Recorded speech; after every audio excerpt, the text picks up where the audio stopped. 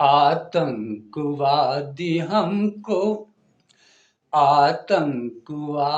हमको मिटाने में लगे हैं। मोदी जी मेरा देश बचाने में लगे हैं। मोदी जी मेरा देश बचाने में लगे हैं।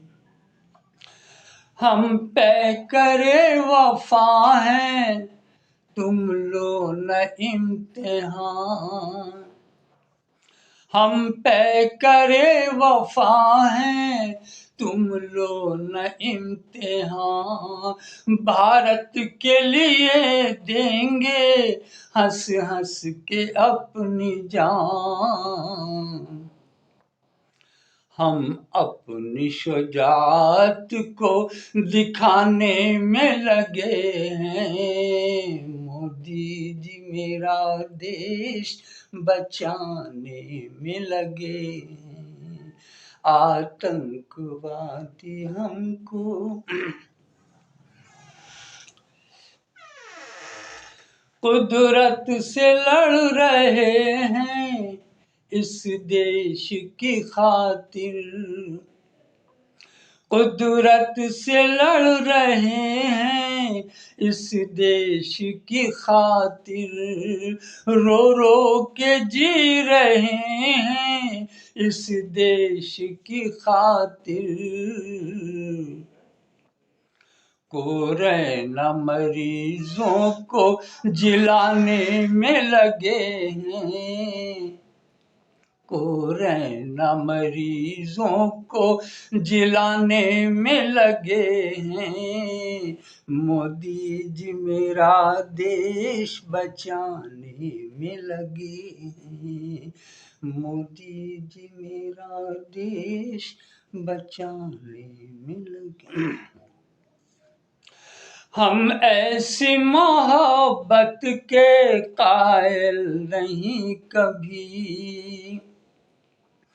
हम ऐसी मोहब्बत के कायल नहीं कभी। रह रह के डस रहा है मुझे मेरा पड़ोसी। कुछ लोग फकत आग लगाने में लगे हैं। मोदी जी मेरा देश बचाने में लगे हैं। मोदी जी मेरा देश बचाने में लगे हैं। तुम डूबती नैया कोई चारा न रहेगा। तुम डूबती नैया कोई चारा न रहेगा। कश्मीर हमारा है हमारा ही रहेगा। ये बात जमाने को बताने में लगे हैं। मोदी जी मेरा देश बचाने में लगे हैं। कितने लाखों की दुआएं हैं मोदी तेरे लिए। लाखों की दुआएं हैं मोदी तेरे लिए। पलकों को बिछाए हैं मोदी तेरे लिए। तूने दिया है घर, तूने दिया है घर, यही गाने में लगे हैं। मोदी जी मेरा देश बचाने में लगे हैं। मोदी जी मेरा देश बचाने में लगे हैं।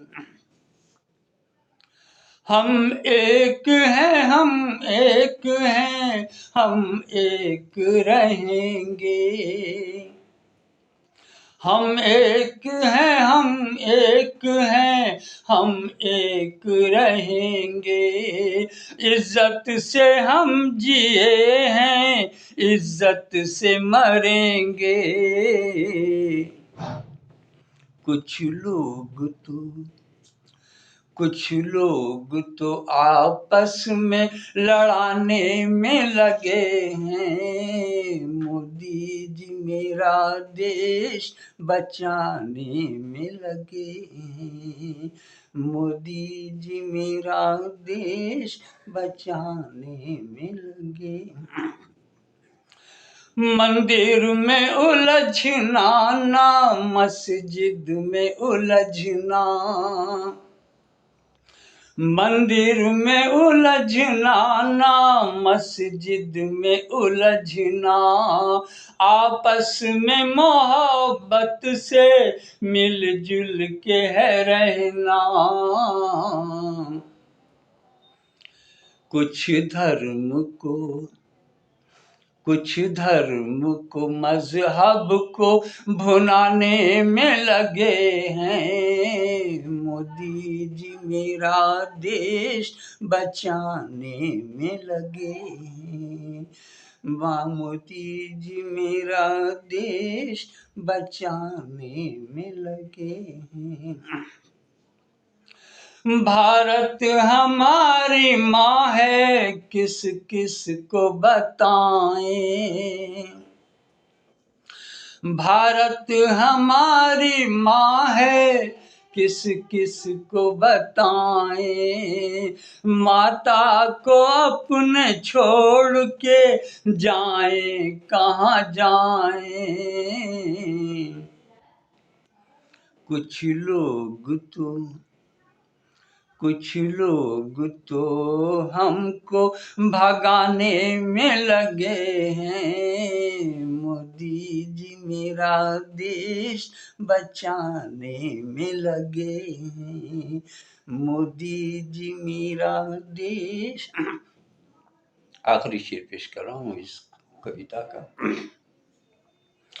कि सैयद तो परेशान है, मर्गे करीब है। सैयद तो परेशान है, मर्गे करीब है।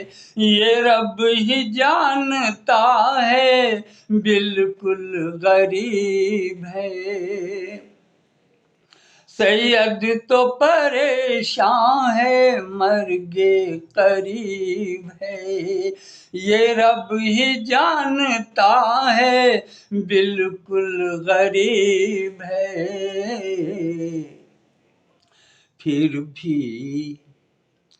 फिर भी हम अपना गीत सुनाने में लगे हैं। मोदी जी मेरा देश बचाने में लगे हैं।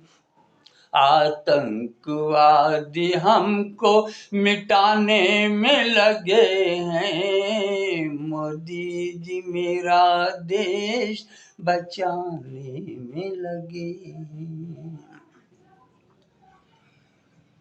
हमने माननीय नरेंद्र मोदी जी में कुछ अच्छाइयाँ देखी और मेरी कलम अपने आप फिसलने लगी। पहली बात कि माननीय नरेंद्र मोदी जी ने विदेशी ताकतों के आंखों में आंखें डाल के बात किया और दुनिया को दिखला दिया कि भारत किसी से कम नहीं है। इससे हमारे देश का मान बढ़ा और हम देशवासियों का सर फख्र से ऊंचा हुआ। दूसरी बात कि जब देश पे मुसीबतों का पहाड़ टूटा था, लोग अपने अपने घरों में कैद हो गए थे, उस वक्त माननीय नरेंद्र मोदी जी ने अपने धैर्य, अपने साहस का परिचय दिया और स्वास्थ्य विभाग को टाइट किया और इधर वैज्ञानिकों से कहा कि देश को बचाना है, जल्दी से वैक्सीन तैयार करो। ये उन्हीं की सूझबूझ का नतीजा था कि जो कि देश को कम से कम जानी और माली नुकसान उठाना पड़ा। और तीसरी बात मुझे ये अच्छी लगी कि आज़ादी के 60-70 साल तक हम जैसे गरीब कभी पैताना सिकोड़ते थे, कभी सिधाना सिकोड़ते थे और रात बैठ के गुजारा करते थे। माननीय नरेंद्र मोदी जी ने उस दर्द को समझा और आज इस देश में लाखों करोड़ों गरीबों के सरों पे छत है।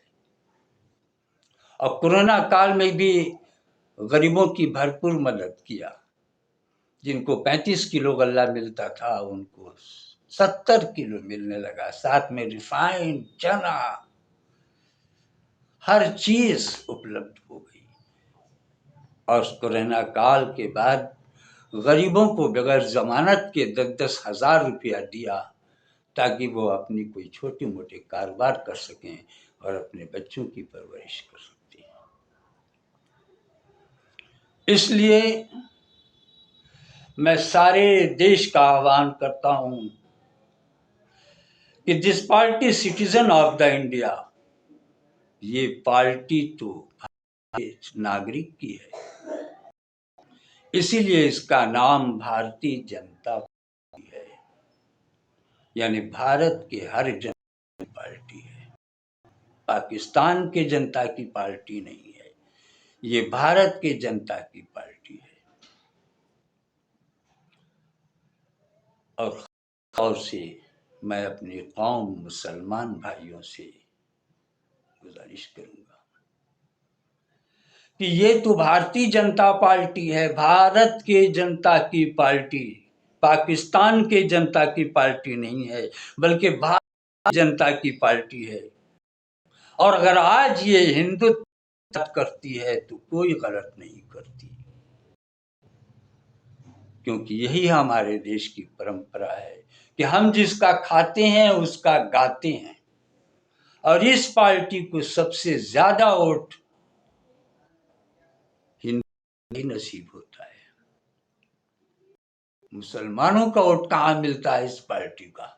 मुसलमानों का वोट तो मुंतशिर है, उनकी ताकत मुंतशिर है, उनके वोट बिखरे हुए हैं। कोई अपना दल, कोई पराया दल, ये दल, कोई वो दल, और इसी दल के दलदल में हम धंसे हुए। हमने बचपन में एक कहानी पढ़ा था कि एक किसान के 4 बेटे थे। उसने चारों बेटों को बुलाया और 4 लकड़ी आपस में बांध के दिया, कहा बेटा इसको तोड़ो।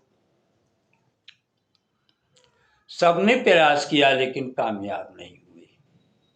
अंत में उसने बंधन को काट करके अलग कर दिया और एक एक लकड़ी सबके हाथ में दिया और कहा बेटा आप तोड़ो।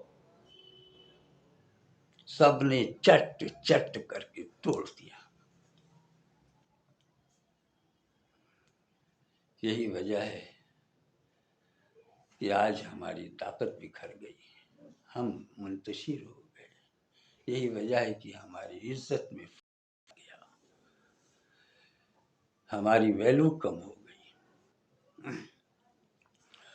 उन्होंने हमको इतना डरा दिया था कि माननीय नरेंद्र मोदी जी जब सत्ता में आएंगे तो खून की नदी बह जाएगी।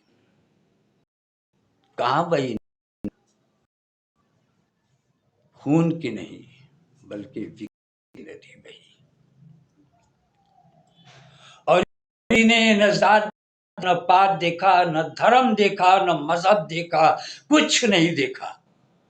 इस नदी ने सिर्फ और सिर्फ गरीबों की प्यास देखा, उनकी जरूरत को देखा और उनकी झोपड़ी को देखा। और जिस रास्ते से ये नदी गुजरी सबको सैराब हुई, आगे बढ़ गई और सारे भारत में छा गई। इस नदी का नाम है प्रधानमंत्री शहरी आवास योजना। मुसलमानों ने नरेंद्र मोदी जी का साथ छोड़ दिया, लोगों के बरगलाने में आकर के माननीय नरेंद्र मोदी जी का साथ छोड़ दिया, लेकिन माननीय नरेंद्र मोदी जी ने मुसलमानों का साथ नहीं छोड़ा।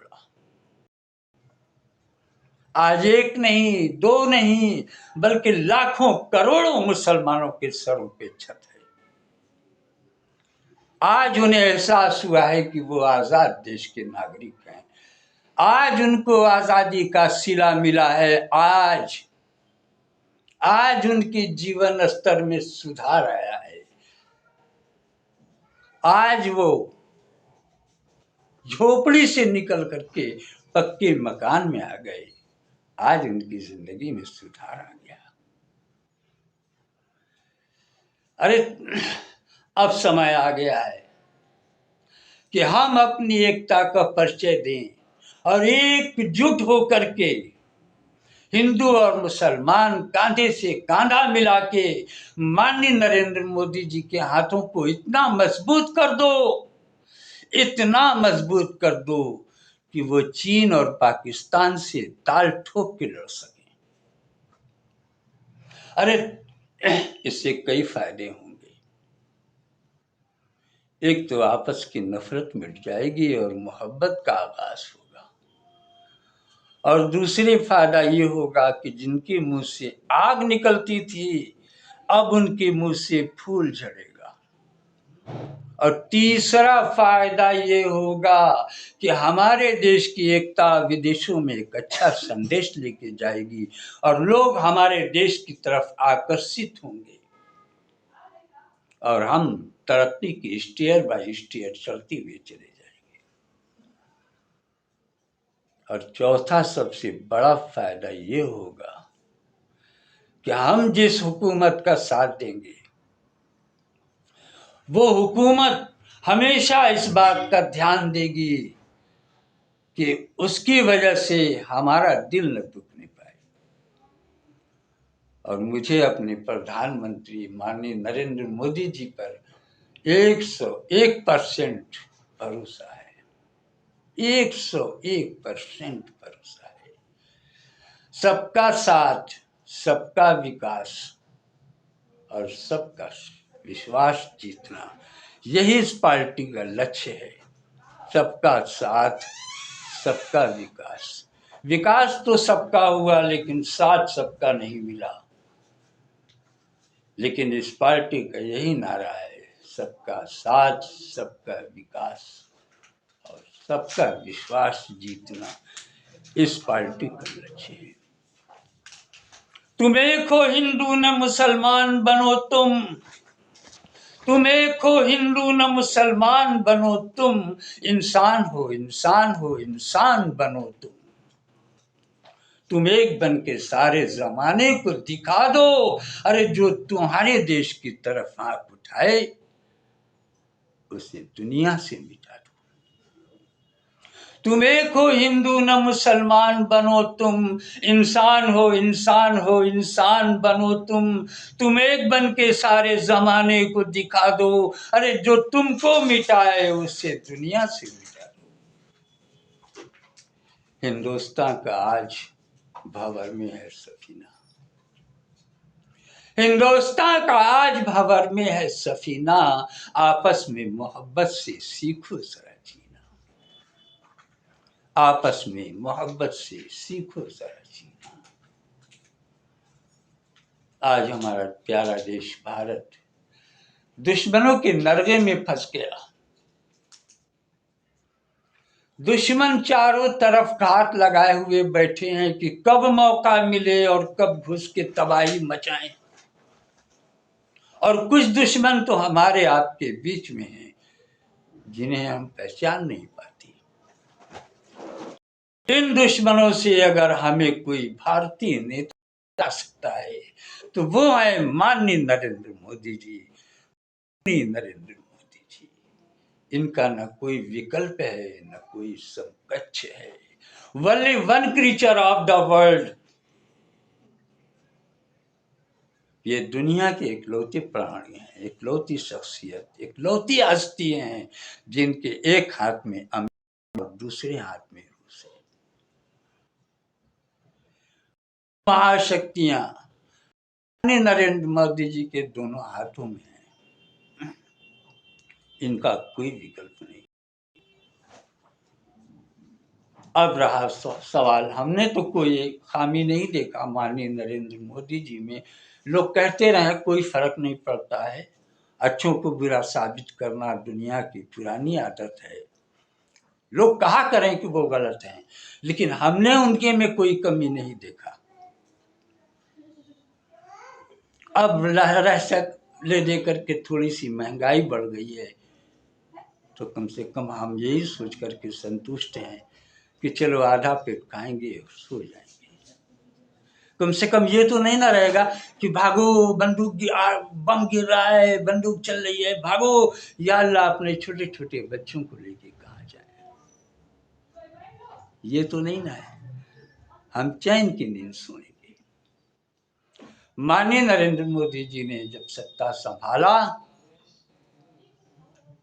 तो देखा कि इधर चीन भी आग दिखा रहा है, इधर पाकिस्तान भी बोल रहा है, तो उन्होंने अपनी डिफेंस को मजबूत करना बेहद जरूरी समझा और कुछ हद तक कामयाब भी हुए।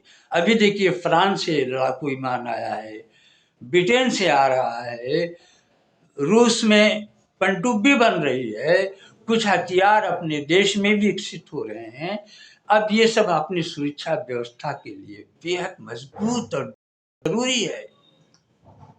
इसलिए मैं उम्मीद करता हूं कि सरकार बहुत जल्द से जल्द महंगाई पे कंट्रोल कर लेगी और मुझे अब अपनी बात समाप्त करना है। लेकिन जाने से पहले मैं सिर्फ एक बात कहूंगा कि अगर हम इसी तरह से नफरत पाले रहे तो एक दिन ये नफरत नासूर बनेगी और हमारी आने वाली नस्लों को घायल कर देगी। इसलिए मैं फिर कह रहा हूं, तुम एक हो हिंदू न मुसलमान बनो तुम, इंसान हो इंसान हो इंसान बनो तुम एक बन के सारे जमाने को दिखा दो, अरे जो तुमको मिटाए उसे दुनिया से मिटा दो। हिंदुस्तान का आज भंवर में है सफीना, आपस में मोहब्बत से सीखो सरा जीना, मोहब्बत से सीखो सरा जीना। अब मैं आपसे इजाजत चाहूंगा, लेकिन जाने से पहले मैं आपको अपना परिचय दे दूं। मेरा नाम सैयद वारसी, लेकिन सैयद वारसी को आप खोजते रह जाएंगे, नहीं मिलेंगे। इसलिए सैयद सलाहुद्दीन का लगाना कुछ दिन बेहद जरूरी है। इसलिए सैयद वारसी उर्फ सैयद सलाहुद्दीन, नगर पालिका ऑफिस के पास, रॉबर्ट्सगंज, सोनभद्र, उत्तर प्रदेश। मेरा पता एक बार फिर सुन लें, सैयद वारसी उर्फ सैयद सलाहुद्दीन, नगर पालिका ऑफिस के पास, सोनभद्र, रॉबर्ट्सगंज, सोनभद्र, उत्तर प्रदेश। बस अब मैं आपसे इजाजत चाहूंगा। जय हिंद, जय भारत।